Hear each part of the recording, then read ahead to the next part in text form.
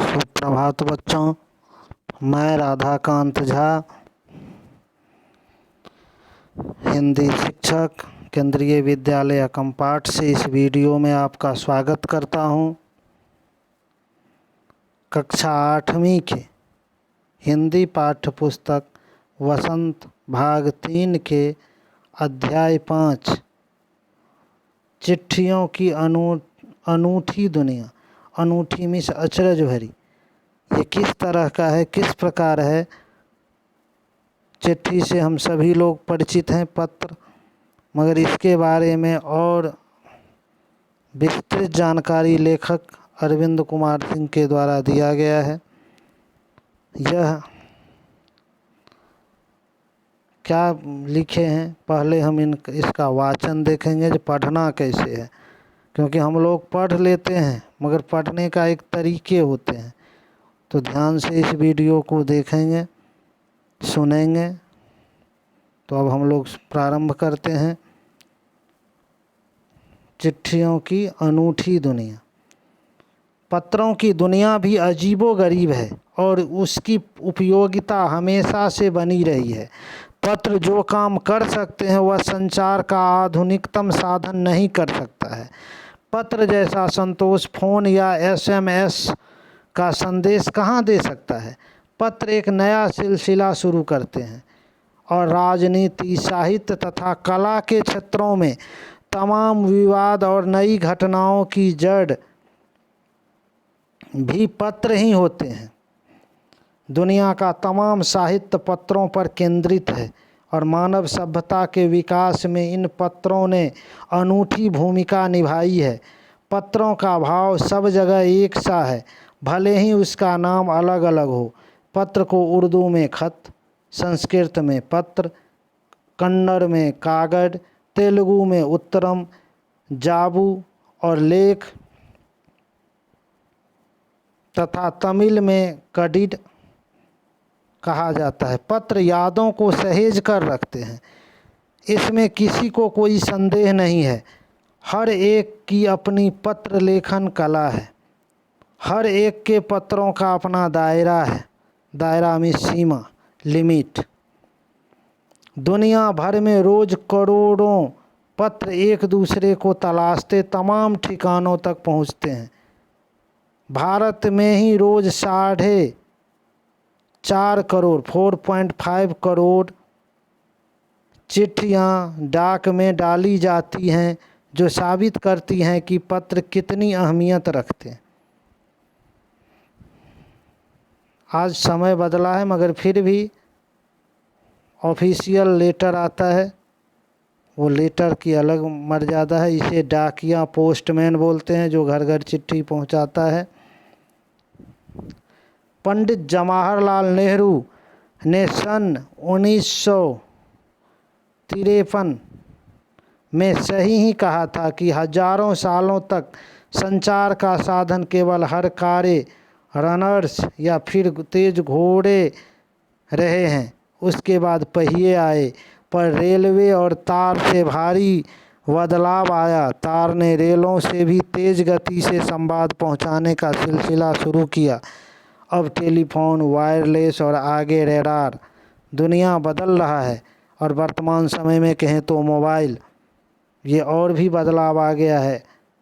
पिछली शताब्दी में पत्र लेखन ने एक कला का रूप ले लिया। डाक व्यवस्था के सुधार के साथ पत्रों को सही दिशा देने के लिए विशेष प्रयास किए गए। पत्र संस्कृति, पत्र कल्चर विकसित करने के लिए स्कूली पाठ्यक्रमों में पत्र लेखन का विषय भी शामिल किया गया, जो आज भी चल रहा है। चाहे औपचारिक पत्र हो, अनौपचारिक पत्र हो, आज भी हम सीखते हैं। क्योंकि इससे हमारा लेखन विकसित होता है। भारत ही नहीं, दुनिया के कई देशों में ये प्रयास चले और विश्व डाक संघ ने अपनी ओर से भी काफ़ी प्रयास किए।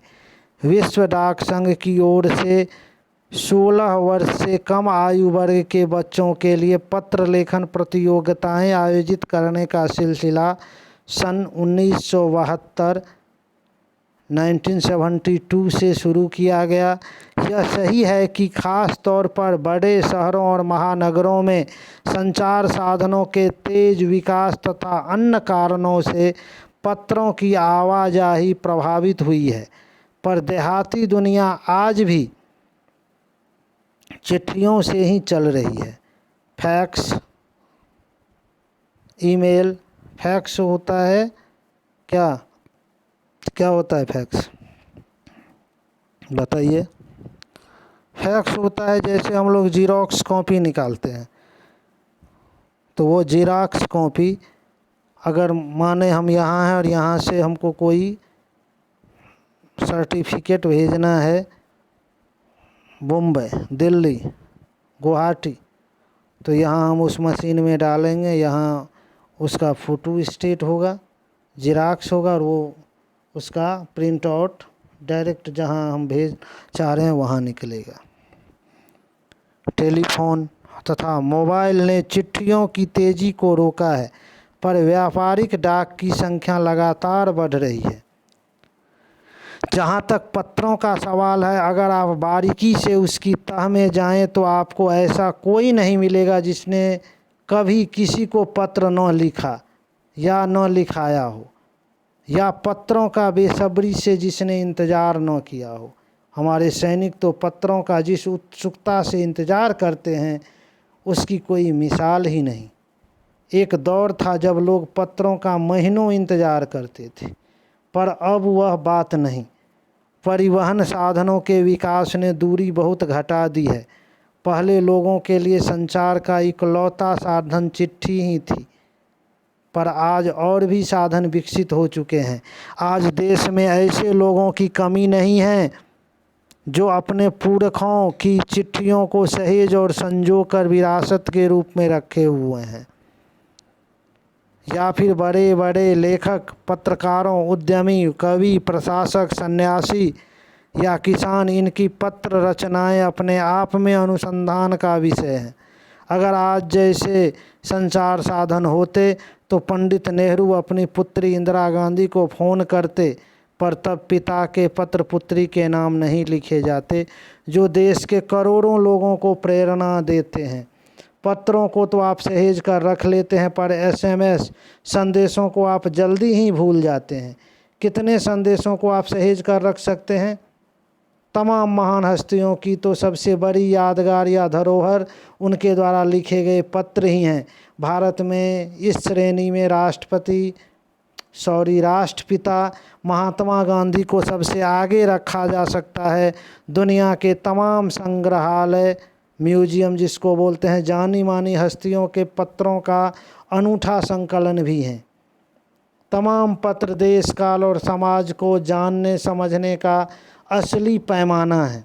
भारत में आज़ादी के पहले महासंग्राम के दिनों में जो कुछ अंग्रेज अफसरों ने अपने परिवारजनों को पत्र में लिखे, वे आगे चलकर बहुत महत्व की पुस्तक बन गए।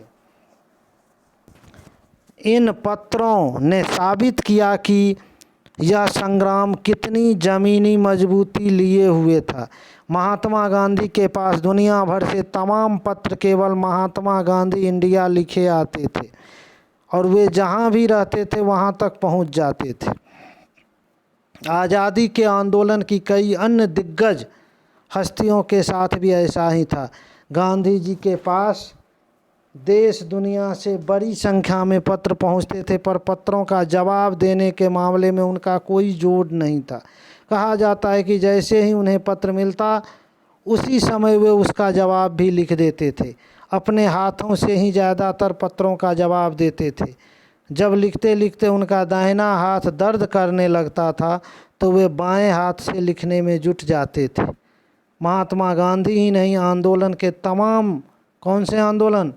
स्वतंत्रता आंदोलन, आज़ादी का आंदोलन के तमाम नायकों के पत्र गांव-गांव में मिल जाते हैं।